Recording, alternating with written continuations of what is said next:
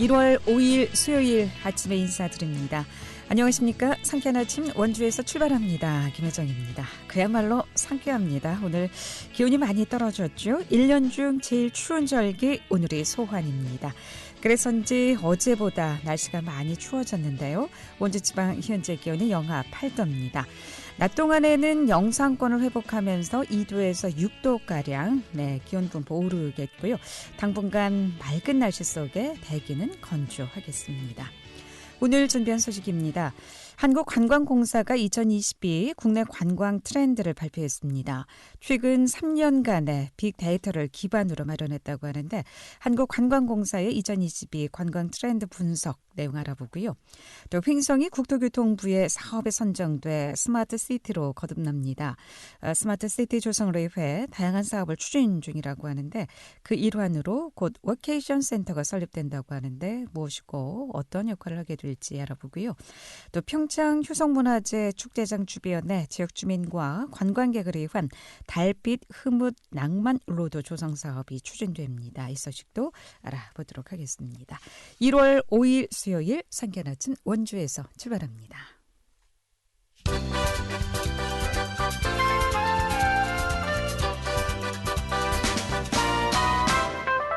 헤드라인 뉴스입니다. 원주시가 올해부터 기업자금 융자 담보용 신용보증수수료를 기업별 최대 300만 원까지 지원합니다. 지역 내 중소기업 가운데 제조업과 제조업 관련 서비스 업종 기업이 대상이고 기업에서 보증수수료를 먼저 납부한 후 방문 또는 우편으로 신청하면 됩니다. 올해는 지난해보다 약 10% 증가한 4,840만 원의 예산을 확보해 더 많은 기업 지원이 이루어질 전망입니다. 횡성 지역 내 150억 원 규모의 공공건설 사업이 조기 발주됩니다. 횡성구는 이달부터 오는 3월 4일까지 건설공사 조기 발주를 위한 합동 측량 설계팀을 본격 가동합니다. 측량 설계팀은 부군수를 단장으로 건설가와 읍면 시설직 공무원 26명을 4개 팀으로 운영하며 오는 3월 해동기 이후 즉각적인 공사 발주와 사업 시행이 가능할 것으로 기대됩니다. 횡성구는 이들 사업의 실시 설계가 완료되는 사업에 대해서는 3월 중 착공에 들어가 5월 영농기 이전에 준공할 방침입니다. 영월 소방서가 현 청사역 부지에 2026년까지 새로 신축됩니다. 강원도 소방본부와 영월구는 청사 신축을 확정하고 부지 선정에 나서 최근 현 청사 옆인 영월읍 하성리 288번지 1원의 땅을 매입한 뒤 3층 규모의 건축 연면적 4,500제곱미터의 청사를 신축하기로 결정했습니다. 올해와 내년에는 실시 설계 마무리와 관련해 인허가를 승인하고 땅 매입 등을 추진해 2024년부터 본격적인 공사에 들어가 2026년에 준공한다는 계획입니다. 헤드라인 뉴스였습니다.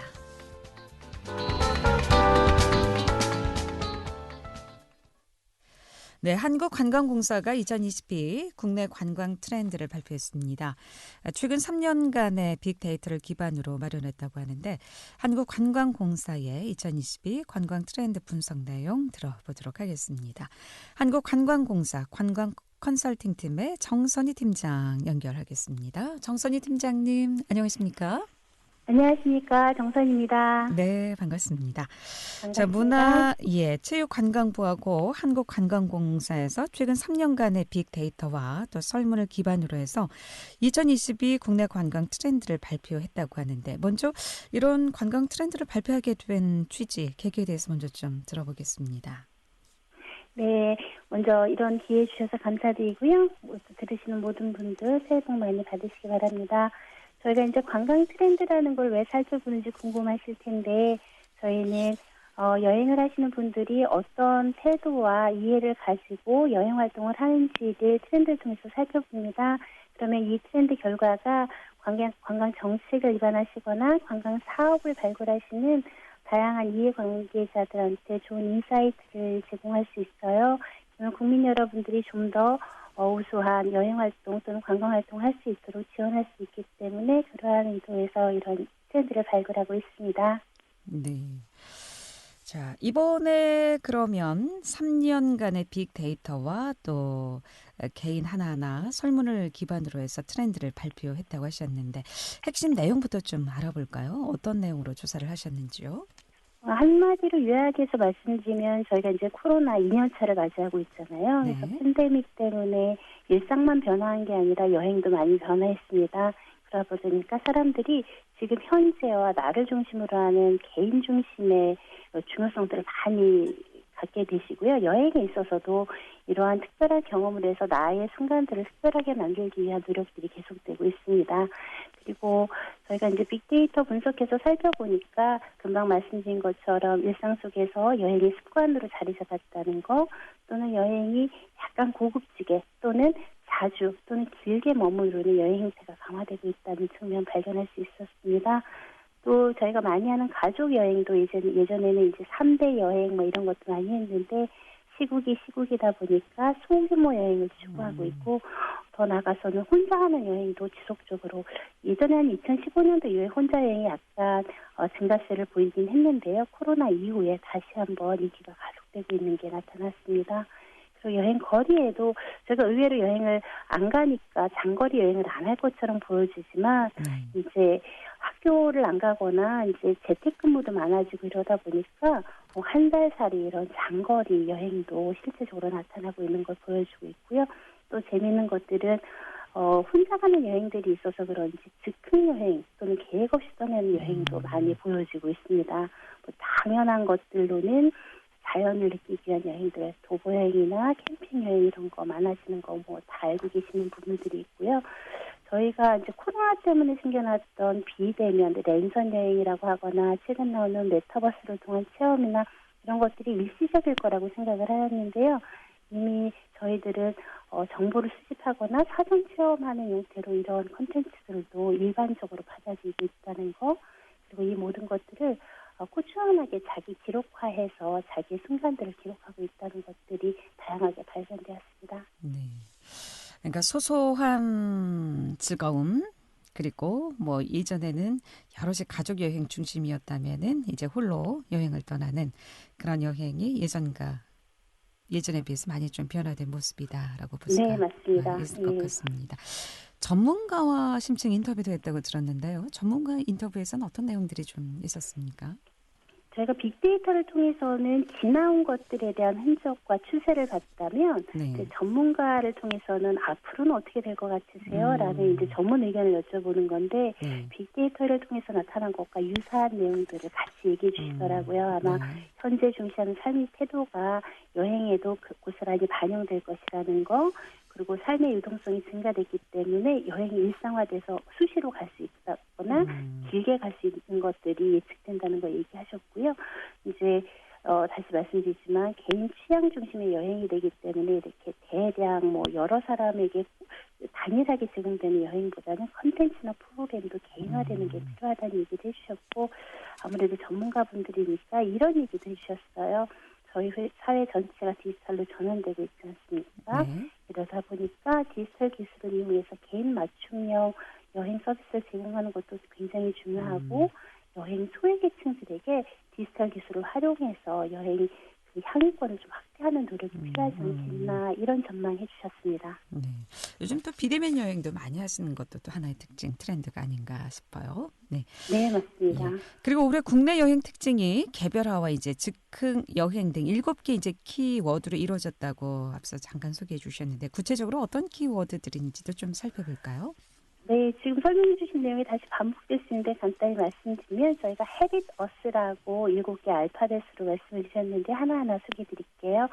저희가 관심사를 얘기할 때 해시태그를 단다고 하잖아요. 네. 근데 요즘에는 하도 개별화되고 다양화되다 보니까 해시태그 하나가 쓰는 어려운 여러 가지 복수의 해시태그 쓰가 되는 거예요. 그래서 개인의 개별화되고 다양한 여행들이 보여진다는 의미에서 해시태그 스 H 잡았고요.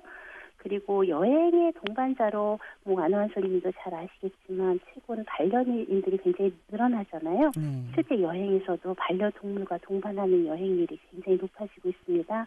그래서 반려동물 또는 혼자라도 여행 간다는 그러니까 예전에 동반자라고 얘기했던 것들이 누구와 함께라도 갈 수 있다는 의미에서 anyone, 누구라도 간다는 의미로 A 뽑아봤습니다. 그리고 그 근거리뿐만 아니라 장거리로 간다는 거, 기간도 짧지만 않고 길어진다는 거. 그래서 통상 저희가 휴가 중심으로 2박 3일, 주말 중심으로 1일 더하기 1 이렇게 생각했던 여행의 거리나 기간에 대한 경계가 허물어졌다는 거. 그래서 경계를 넘었다는 의미에서 비욘드 바운더리 B 뽑았습니다. 그리고 계속 말씀드린 것처럼 갑자기 떠나는 여행. 이건 사실 최근에 예약 서비스나 이런 것들이 편리해졌기 때문에 현장에 가서도 여행 수배 가능하신 측면이 있어서 더 강조되는 것 같습니다. 즉흥 여행을 눈 깜빡할 사이란 뜻으로 이너위크 찾아갔습니다. 그리고 도보 여행이나 캠핑, 힐링 여행, 자연 친화 여행 같이 나를 위로하고 치유하는 여행, 테라피의 T 잡아보았습니다. 두 가지 더 남아 있는데요. 코로나 때문에 저희가 일상이 비일상화됐다고 생각을 하잖아요. 근데 그 비일상이 다시 일상으로 자리 잡은 말씀드린 것처럼 랜선 여행이나 이런 것들이 사람들이 그냥 어쩔 수 없이 선택하는 게 아니라 긍정적으로 정보도 취득할 수 있구나, 사전 취업도 할 수 있구나 해서 유주얼이 언유주얼 됐다는 의미에서 U 뽑아봤습니다. 마지막으로는 이제 여행뿐만이 아니라 모든 소비 활동에서 일어나는 건데요.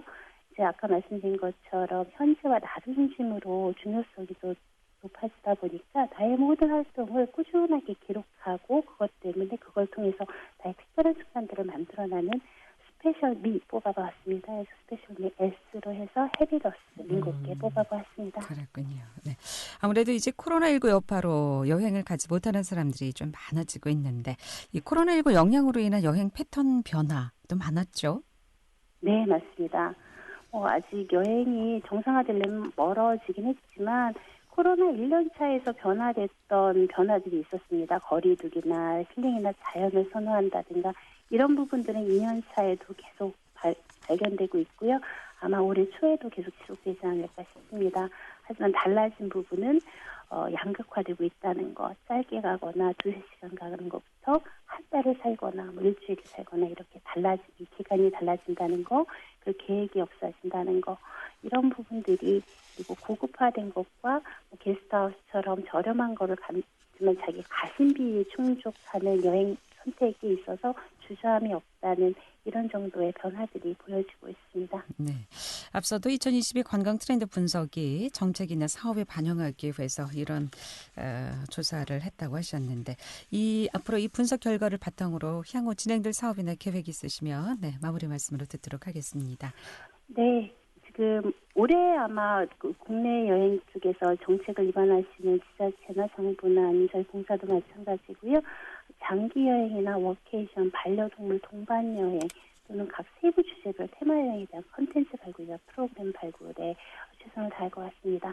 그리고 비대면 안심 부분이 지속적으로 강조되고 있기 때문에 아마도 혼잡 여행지를 안내해 준다던가 안심관광지를 추천하는 서비스가 훨씬 더 강화될 것 같습니다. 공사도 그렇게 진행하게 될 것 같습니다. 네. 관광공사에서는 또 국민들이 꼭 가봐야 할 국내 관광지 100선도 소개해드리고 있는데 앞으로도 국민들 관광에 많은 좋은 정보가 될 수 있도록 더 노력해 주시고요. 아마 유익한 정보가 될 것 같습니다. 이번에 소개해 주신 내용들도 말이죠. 네, 여기까지 듣겠습니다. 고맙습니다. 잘 들었습니다. 감사합니다. 네, 지금까지 한국관광공사 관광컨설팅팀의 정선희 팀장이었습니다.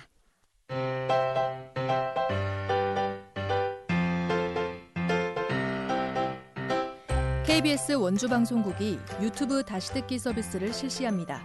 매일 아침 강원 영서남부권의 뉴스와 정보를 전해드리는 상쾌한 아침 원주에서 출발합니다는 KBS 원주라디오 유튜브 채널을 통해 다시 들을 수 있습니다.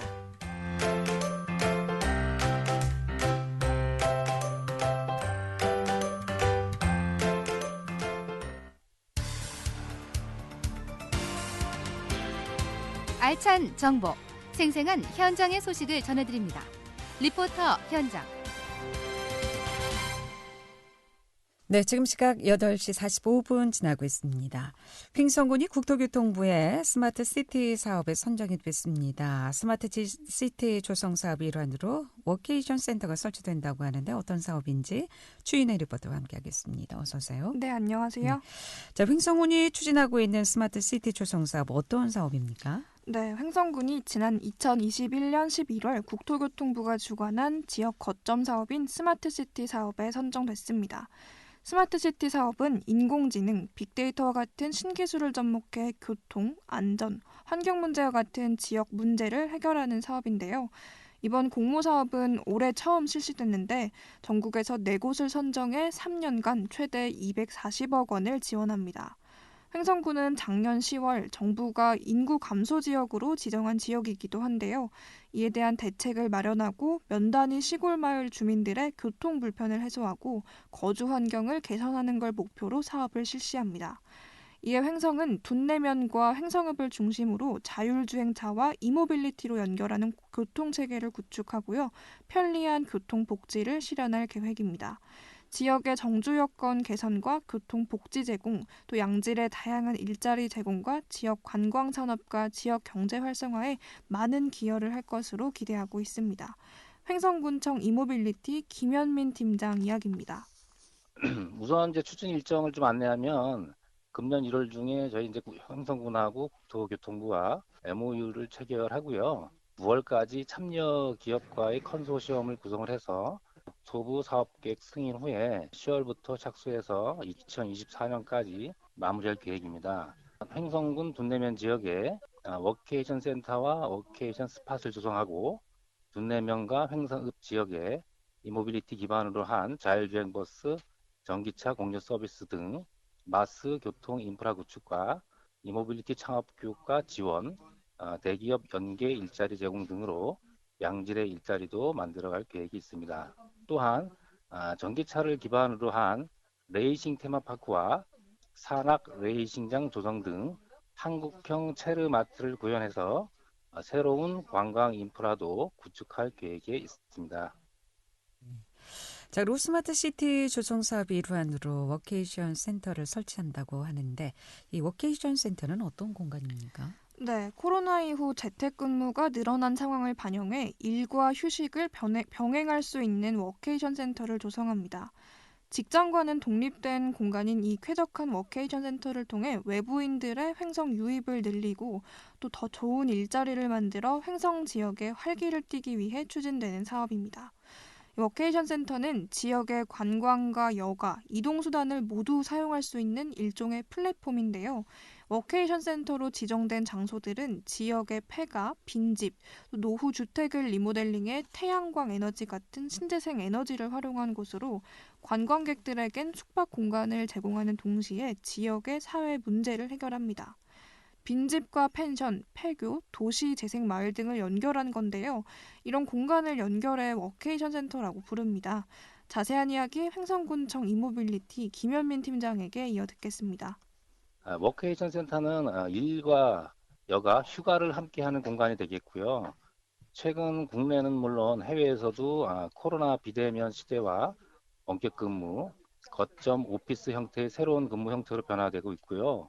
이미 한국관광공사에서는 새로운 트렌드로 떠오른 워케이션 센터 구축을 위해 지원과 발굴을 적극 나서는 입장이 있습니다. 워케이션 센터는 함께 일하는 공간, 코워킹 스페이스와 함께 거주하는 공간, 코리빙 스페이스가 함께합니다. 주변 빈집과 폐교, 농촌체험마을 등을 활용한 워케이션 스팟을 조성하고 코워킹 서비스, 차량 공유 서비스, 자율주행 서비스를 이용한 모바일 웹 개발과 운영 전반을 담당하게 됩니다. 횡성군은 앞으로 미래형 커뮤니티 생활의 시범 거점 도시로 거듭날 것으로 기대하고 있습니다. 네. 또한 스마트 시티 조성 사업의 일환으로 이모빌리티 사업을 추진한다고요?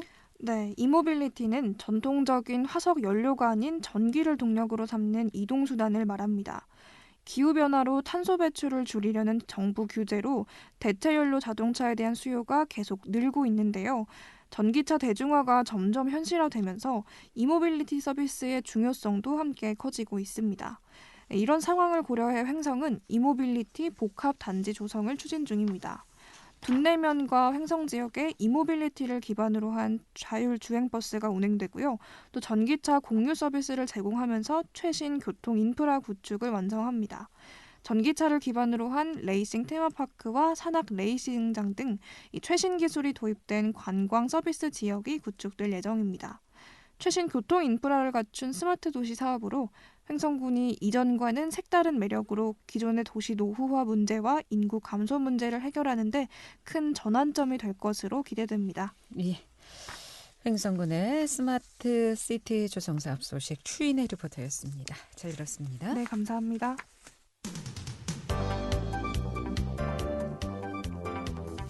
생생한 현장, 유익한 생활 정보를 전해드리겠습니다. KBS 원주라디오 상쾌한 아침 원주에서 출발합니다를 함께하고 있습니다.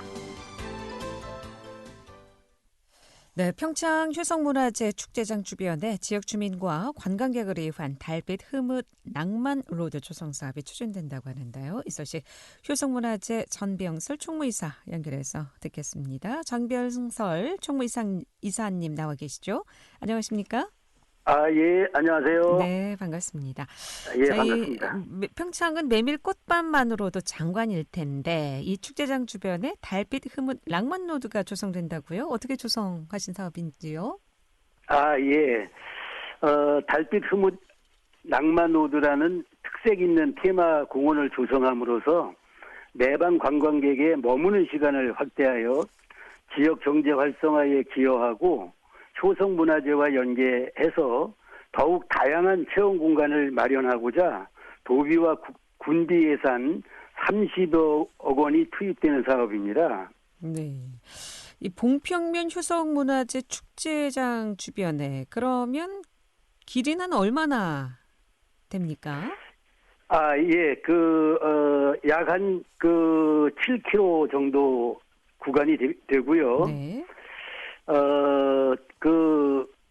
효성문화재 주 행사장에서 시작을 해서 남항교를 지나 팔석정을 돌아오는 코스의 낭만 로드에는 테마 포토존이라든가 징검다리, 음악 분수, 경관 조명 시설 등을 설치해서 지역의 특색 있는 명품 코스로 만들 계획입니다. 네. 그럼 이 사업은 언제 시작해서 언제 마무리가 될까요? 예, 금년에 마무리 계획이고요. 네. 예, 지금 이제 세부적인 계획이 다 수립이 돼서 진행 중에 있습니다. 그렇군요. 자, 이 7km 구간에는 낭만공원과 또 경관 전망대 등 주변 시설도 함께 조성이 된다고요? 예, 그렇습니다. 낭만 쉼터 공원과 경관 전망대 등을 지역 특색을 살려서 조성을 하고 20여 개소의 테마 안내판을 설치를 해서 관광객들께서 편하게 이용하실 수 있도록 계획을 세우고 있습니다. 네. 그야말로 메밀꽃이 하얗게 피어 있는 특히 저녁에 이 달빛 흐뭇 낭만 로드를 걷게 된다면 그야말로 더 이상의 낭만이 없을 것 같습니다. 상당히 좀 기대가 되는데요. 자, 이 사업이 마무리되면 효성문화재와 연계해서 또 시너지 효과도 누릴 수 있을 것 같은데 지역 경제에 어떤 영향을 좀 미칠 수 있을까요? 예, 효성문화재에 오신 관광객에게 더욱 다양한 체험 공간을 제공하여 관광객의 머무르는 시간이 길어지게 됨으로써 지역 경제에 도움이 될 뿐만 아니라 축제 기간이 아닌 시기에도 찾아오시는 관광객 증가로 상당한 지역 경제에 유발 효과가 있을 것으로 예상하고 있습니다. 네. 요즘 코로나19로 인해서 여행 많이 좀 제한되다 보니까 이렇게 아름다운 길 다니시는 분들이 많다고 하는데 달빛 흐뭇 낭만 로드도 많은 분들이 좀 찾을 것으로 기대해 보고요. 작년, 재작년 모두 효성문화재 코로나 때문에 개최하지 못했는데 올해는 어떻게 좀 가능하리라 보십니까? 어떻게 보시는지요? 예, 말씀하신 대로 코로나 때문에 2020년과 21년 2년간 축제를 개최하지를 못해서 많은 아쉬움을 가지고 있습니다. 일지 관광객들께서는 메밀꽃 축제라고 이제 효성문화재 그렇게 부르기도 하는데요. 국내 축제 중 처음으로 ISO 9001 인증을 받은 축제고요. 문광부에서 선정한 전국 최우수 축제까지 위상을 높였던 명품 축제입니다. 아쉽게도 2년간은 개최를 못했지만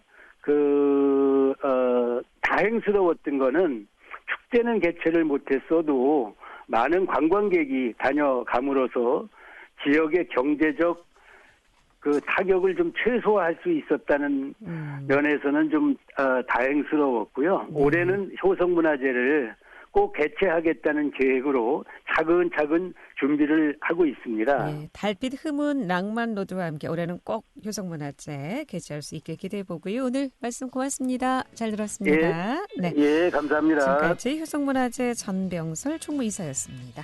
상쾌한 아침 원주에서 출발합니다. 여기서 인사드립니다. 라디오 다시 듣기 서비스는 유튜브 채널을 통해서 이용 가능합니다.